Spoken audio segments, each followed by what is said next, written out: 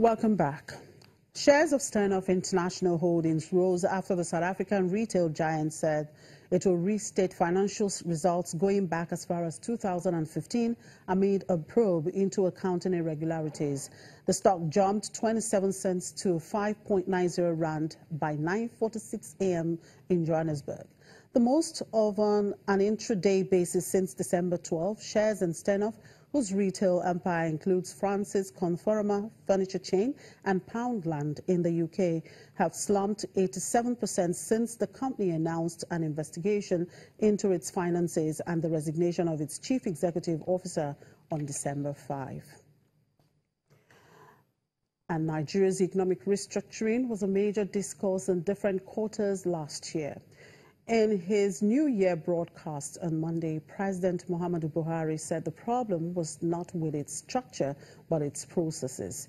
Explaining reasons for the economic restructuring agitation is the Regional Director for West Africa at Ford Foundation, Mr. Innocent Chukwuma, who gave the explanations at a function.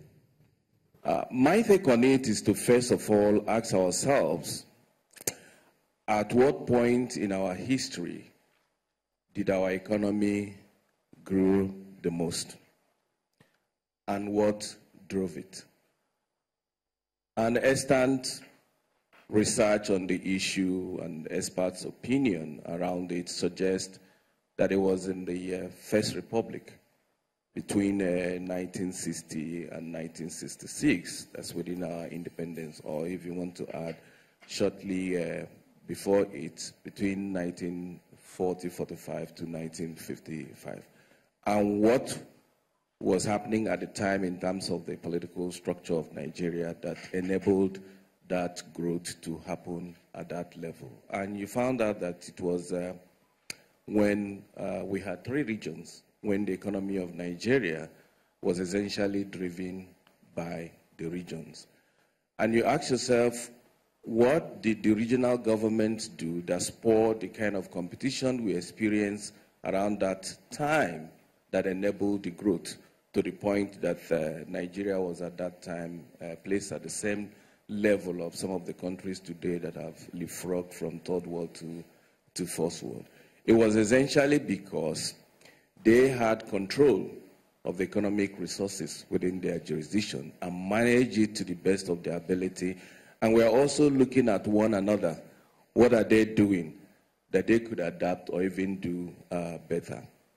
You'll understand that when the Western region adopted the free education policy, which was largely driven by the economy of Ibadan and Lagos, the then Eastern government did the math because they also wanted to provide education to the people. And they realized that it will cost them 40% of their annual budget to provide free education in the East, because it was at that time a rural economy. It didn't have Lagos, it didn't have Ibadan. So they couldn't do it, but they reached back into the culture of the people. This culture of no one should be left behind. In Igbo language, we say, Onyagala Wanne. Let every community, using their economic resources, sponsor the brightest. That's why you had community scholarship, community schools, and all of that across the then East. And what happened by 1955, this Eastern region had not only caught up with the Southwest in terms of educational penetration, but has actually surpassed it. The North did the same thing, again, drawing from the culture of the area where, because it was still now largely a feudal society, so qualitative education was an issue for them. So what did they do? They adopted the brightest in the North, regardless of your religion, your ethnic group, was given free scholarship in the North. That's why you had places like Kefi and Barewa College leading, Barewa, catering to the children of the traditional elite, and Kefi catering for the rest. And a lot of people now will not know that at that time, if you are transferring from the schools in Lagos here to the North, they will withdraw you a class below, because they felt that The education in Lagos, the Western region, was mass education. But what they were offering was quality education. Well, it's a new year, and those in the beauty line, here is a new one for you. Entrepreneur Blondie Opuzo makes Bath Candy, a handcraft, food-inspired bath and body store in Nigeria. The skincare range is made from natural and organic ingredients that target common skin problems, and the products are modeled in the shape and look of cupcakes, chocolate bars, lollipops, and donuts. Blondie Opuzo makes what she calls birthday cake soaps at her beauty store in Lagos, Nigeria. She is the founder and chief executive of Bath Candy, a cosmetic line that makes food-inspired bath and body products like soaps, scrubs, polishes, scented oils, and home fragrances, among others.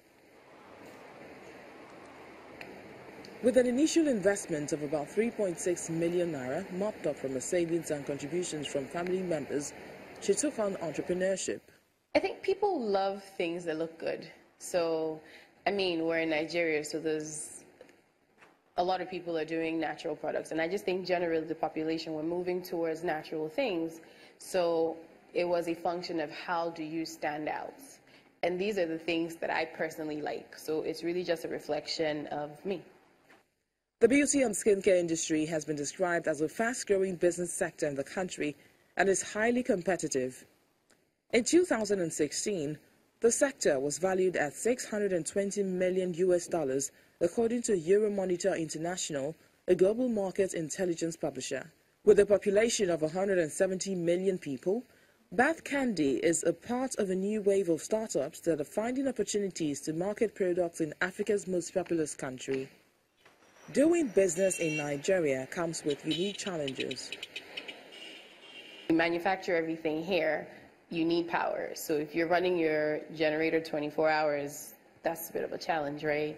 Another issue that we faced was employment and staffing.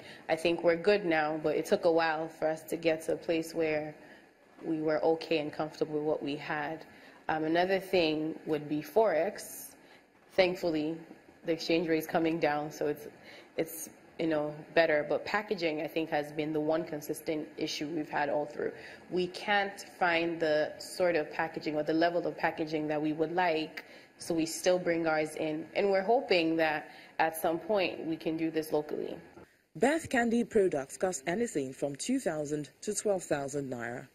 Blondie runs stores in Lagos and Abuja and ships products to clients across the country.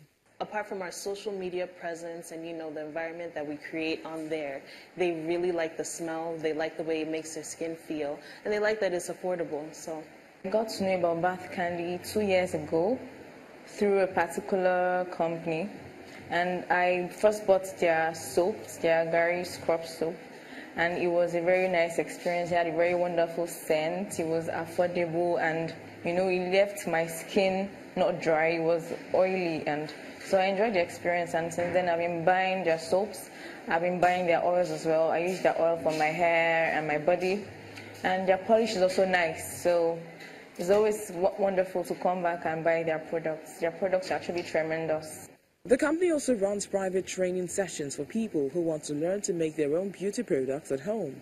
Bath Candy's founders are working on plans to further expand the business and take it beyond Nigeria.